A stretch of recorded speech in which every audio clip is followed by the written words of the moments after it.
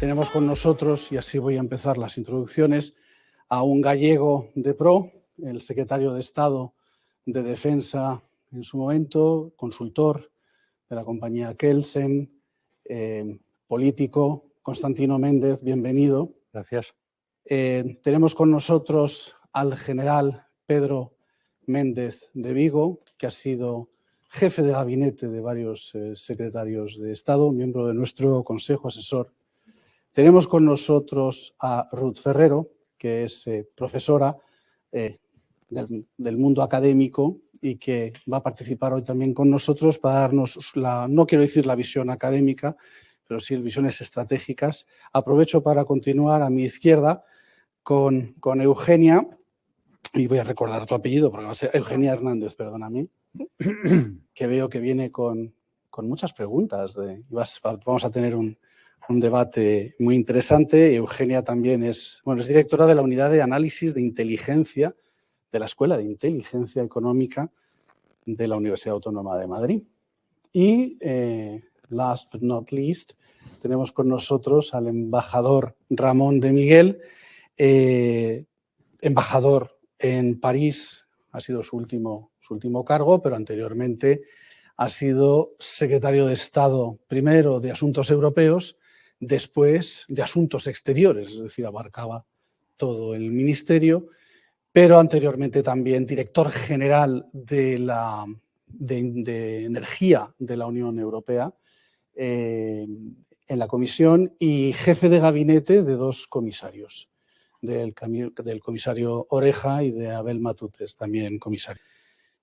Hay algunos que dicen, pues Rusia llega al final de 4 ofensas, lo que ellos consideran 4 ofensas. La primera fue en la unión de las dos Alemanias, cuando se les prometió que la OTAN no haría una expansión hacia el este.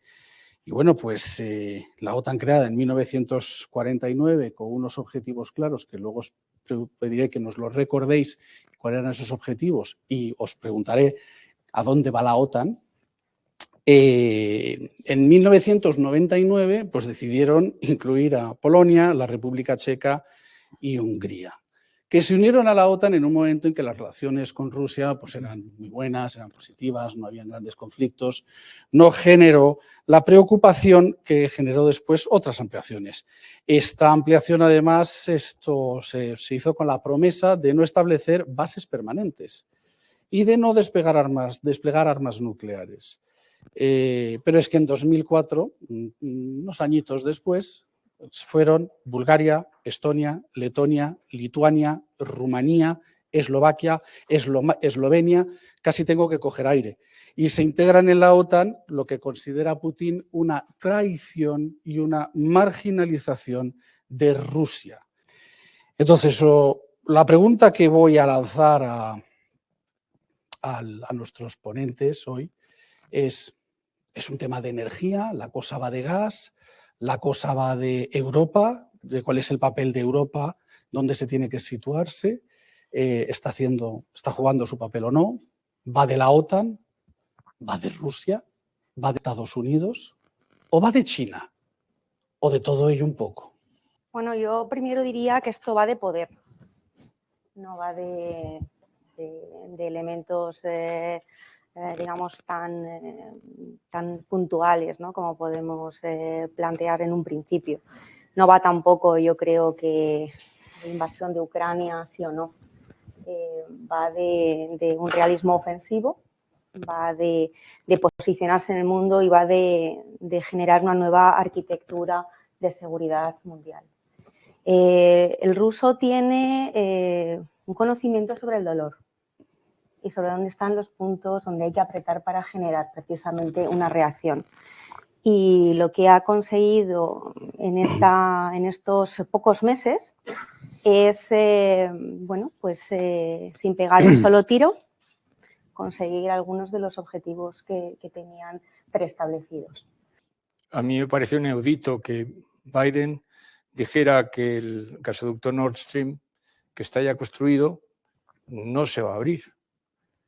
Delante del canciller alemán, que es el que ha pagado, por cierto, y el que ha hecho, porque Nord Stream 1 y Nord Stream 2 es un proyecto estratégico de Alemania.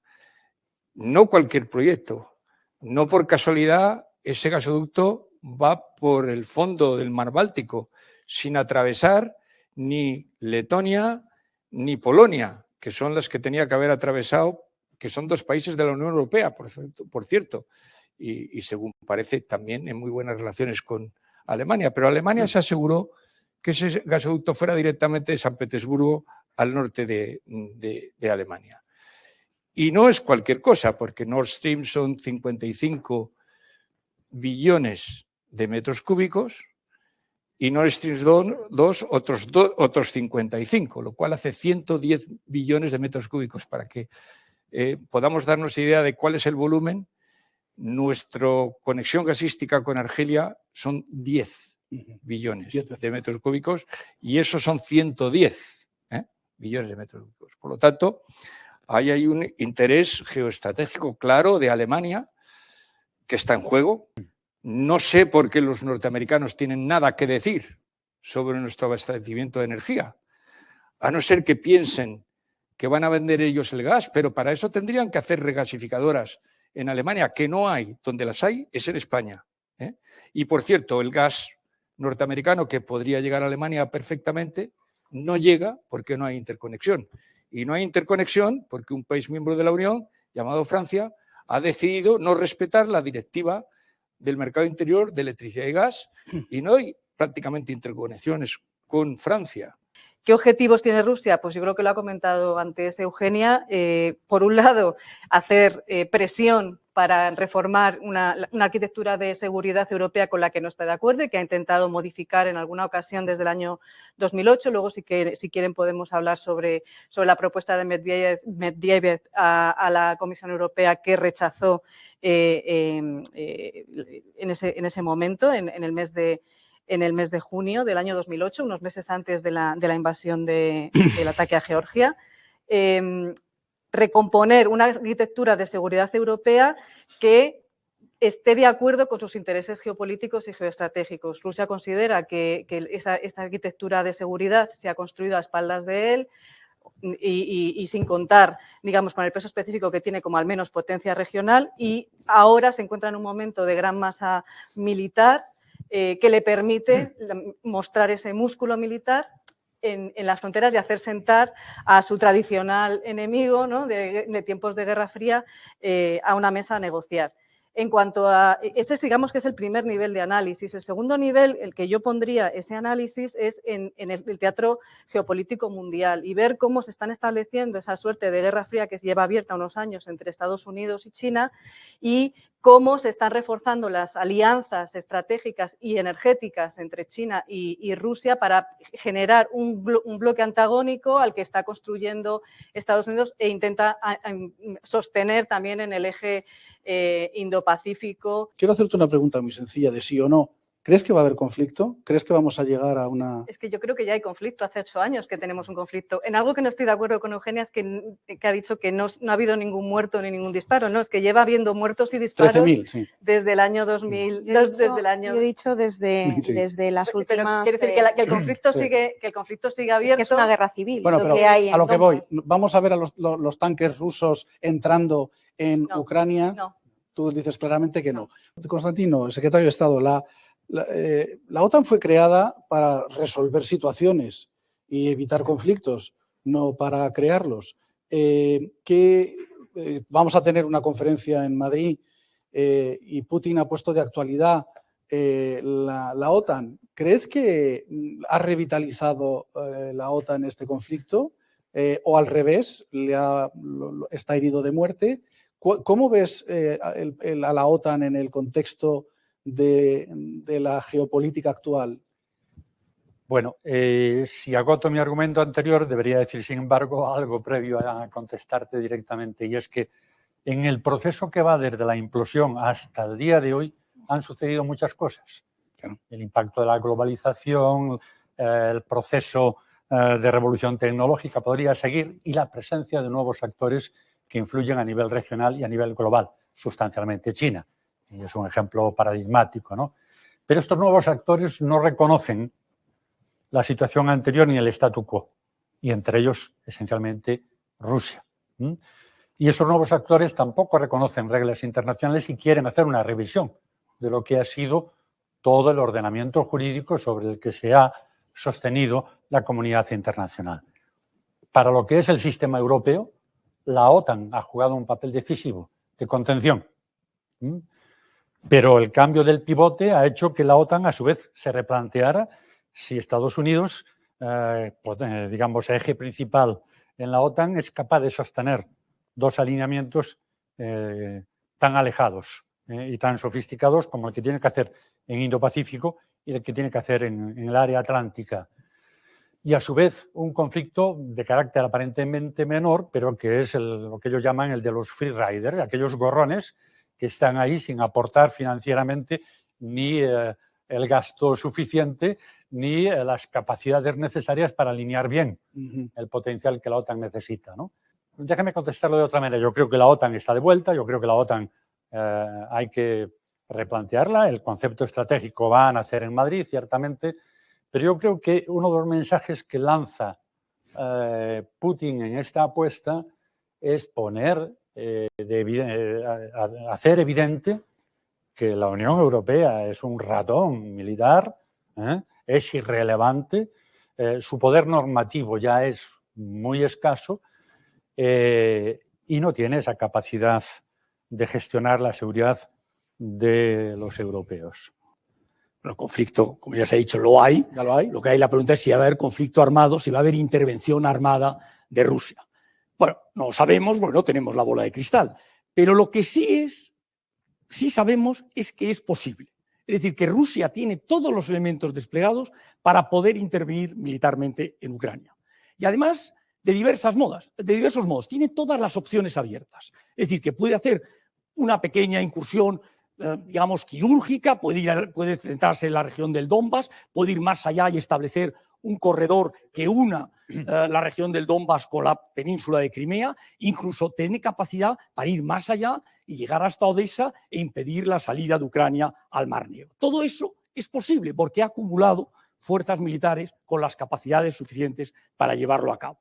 Si lo va a hacer o no depende de la disuasión. Es decir, ahora mismo estamos asistiendo, y esto es muy interesante, a un ejercicio estratégico de disuasión, en toda su amplitud.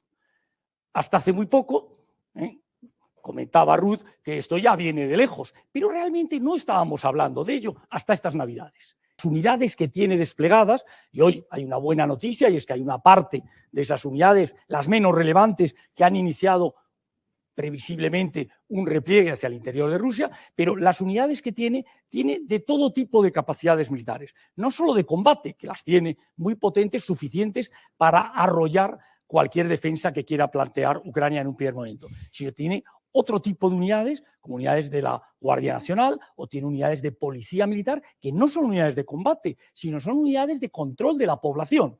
Es decir, que están pensadas para otras cosas. Está muy potente en unidades de sanidad militar y, por supuesto, ya hay un enorme tráfico de guerra electrónica y el mundo ciber. Por tanto, eso indica que hay algo. ¿Quiere decir que vaya a haber? No, simplemente que es posible que haya. La decisión al final la tienen muy pocas personas y esencialmente el círculo muy reducido en torno a Putin. Yo, como europeo, tengo una profunda tristeza de reconocer que Europa ha perdido la oportunidad. Es decir, cuando la Unión Soviética se cae por influencia de la Unión Europea, no por influencia de Estados Unidos. Ni los misiles de Estados Unidos ni nada hicieron cambiar la sociedad. Lo que hizo cambiar la sociedad fue el ejemplo de la reconstrucción de Europa y el éxito de la Unión Europea, que se trasladó primero a los países del este y a continuación a Rusia, porque en un mundo de comunicaciones abierta como el que vivimos era imposible ocultarlo. Y la gente cuando lo ve, lo ve. Y cuando lo vieron, cayó todo el sistema de la Unión Soviética. Por cierto, no es el mérito de Estados Unidos, es el mérito de Europa y de su modelo. Y en ese momento, pues, nosotros no reaccionamos, porque Estados Unidos y sus think tanks continuaron pensando que la Guerra Fría seguía y que era una ocasión de oro de humillar a su rival de siempre. Y el rival de siempre, que había desaparecido, ahora era Rusia. Aquí yo siempre digo hay dos modelos, el modelo Yalta y el modelo Helsinki. El modelo Yalta, que fue precisamente en Crimea, donde Estados Unidos y las potencias aliadas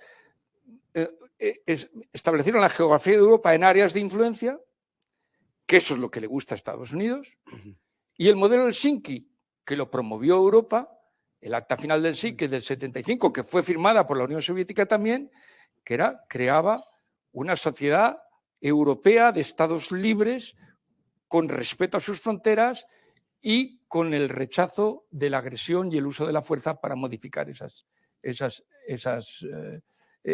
fronteras. Hemos sido empujados por Estados Unidos al modelo Yalta y seguimos en el modelo Yalta, porque la prueba que seguimos en el modelo Yalta es que ahora quien está hablando del destino de Europa es Estados Unidos y Rusia. Y la propia acción de Rusia es modelo Yalta total. No hay que excusar la propia responsabilidad de la Unión Europea en su incapacidad para mostrarse como una potencia regional y global. Lo es en lo económico, posiblemente lo es en lo tecnológico, sin duda lo es como poder normativo, pero no lo es en el ámbito militar. Y yo recuerdo que la última estrategia de seguridad nacional rusa dice taxativamente que Rusia no solamente dispone de poder militar, sino que tiene poder militar con la vocación de ejercerlo.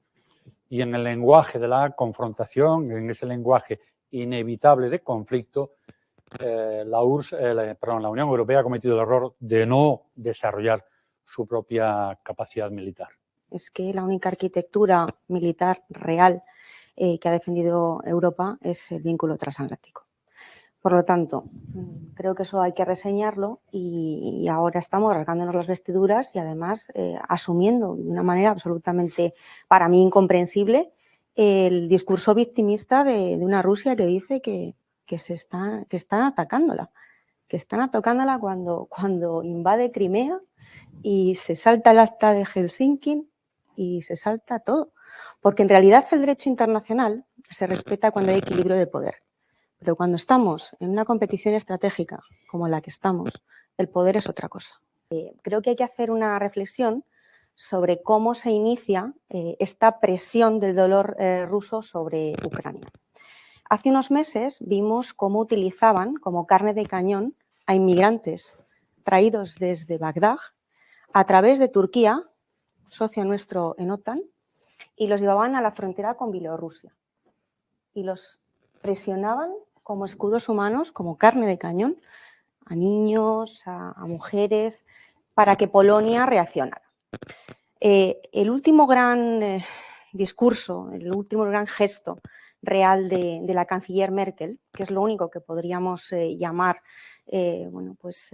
Europa, veremos lo que ocurre ahora en esta nueva etapa, fue desactivar esa crisis en la que Rusia decía vamos por aquí para presionar en Ucrania, que es lo que quería hacer exactamente, porque esto parece como un guión de cine.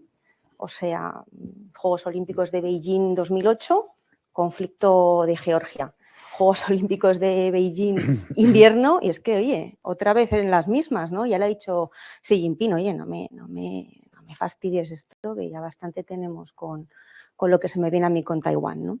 Entonces, creo que Merkel ahí hizo un movimiento espectacular, que fue, ¿cuántos son? 2.000 para Alemania. Desactivo el dolor, el punto de dolor en la frontera bielorrusa-Polonia.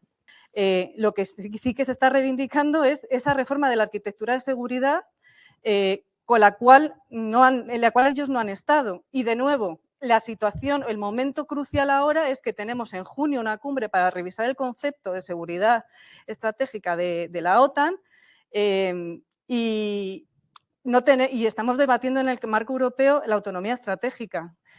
Y se quiere de nuevo poner encima de la mesa una suerte de construcción de relaciones más cooperativas entre Rusia y la Unión Europea por parte de Moscú. no sé si entrará al trapo Bruselas y todas las distintas cabezas visibles que hay en Bruselas, porque esta es otra parte del problema, ¿no? Cuando se propone en el año 2008 esta creación de esa arquitectura conjunta eurorrusa para terminar con los bloques, bueno, lo que planteó Moscú fue básicamente que quería negociar uno a uno. Bueno, me parece muy acertada la respuesta de Borrell en las últimas semanas diciendo no, nosotros respondemos con una sola voz. Porque esa arquitectura deberían, si se sientan a negociar, construirse uno a uno, no con múltiples núcleos de negociación multilateral. Yo completamente de acuerdo con lo que has dicho en cuanto a los objetivos, porque esa es la pregunta. La pregunta importante es ¿por qué? ¿No? Es de qué persigue Rusia que ha provocado esta crisis, porque antes de esto no teníamos la crisis, estábamos por lo menos aquí bastante contentos, el precio del gas no se iba a disparar como se va a disparar, las bolsas no se caían, estamos en una situación, digamos, confortable. ¿Por qué ha provocado esto? Bueno, y yo creo, ya ha mencionado Constantino Méndez con mucho acierto, la estrategia rusa de este verano firmada por Putin, lo dice claramente, es decir, Rusia quiere desestabilizar al gobierno de Ucrania, al gobierno de Kiev. ¿Por qué? Porque le es profundamente incómodo. ¿Y por qué le es incómodo? Porque tiene una orientación, digamos de europeísta, de imperio de la ley, de democracia, que al final es lo que Rusia le preocupa que pueda crear un efecto dominó. Es lo que Ramón de Miguel decía cuando hablaba de la caída del muro, ¿no? De la caída de la Unión Soviética. Decía, no, si una gran parte la tuvo el efecto llamada de la Unión Europea. Estoy totalmente de acuerdo. De otro sistema de vida, cuando ellos ven que se vive de otra manera y mucho mejor. Bueno, pues lo que Rusia teme es que Ucrania, que están pegados, que son los que más relaciones históricas, culturales, tradicionales, religiosas tienen con el pueblo ruso, que son eslavos, que, en fin, que hay una simbiosis muy evidente, se den cuenta que lo que quieren es otra cosa, que lo que quieren es aproximarse a una Europa más próspera, más competitiva y con más libertad. Y eso le aterroriza a Putin. Porque eso es lo único que puede producir un cataclismo en Rusia. Israel puede quedarse con Cisjordania y no pasa nada. Marruecos se puede quedar con el Sahara Occidental y no pasa nada. Y Rusia no puede asumir que hay un referéndum con un 98% rusos que votan porque Crimea se reintegre a donde siempre estuvo, y eso es objeto de una campaña internacional, de una agresión y de unas sanciones que le han hecho mucho daño. Por lo tanto, en fin, todo esto no es totalmente limpio, ¿eh? Con eso no estoy diciendo que estoy de acuerdo con que Rusia se anexione Crimea. Yo creo que no. Os quiero dar a todos las gracias por haber sido breves, por haber sido concisos. Bueno, siento que se mencionara al Sáhara en este debate, cuando yo creo que los líderes saharauis presentaron ante el rey de Hassan II su allegiance, como es la beja en árabe, y aceptaron ese modelo. Y bueno, y ahora tenemos 12 autonomías y una voluntad también de generar paz, diplomacia y progreso, que con esas palabras quiero terminar este debate. Una vez más, muchísimas gracias. Gracias a Llorente y Cuenca y hasta la próxima. Gracias.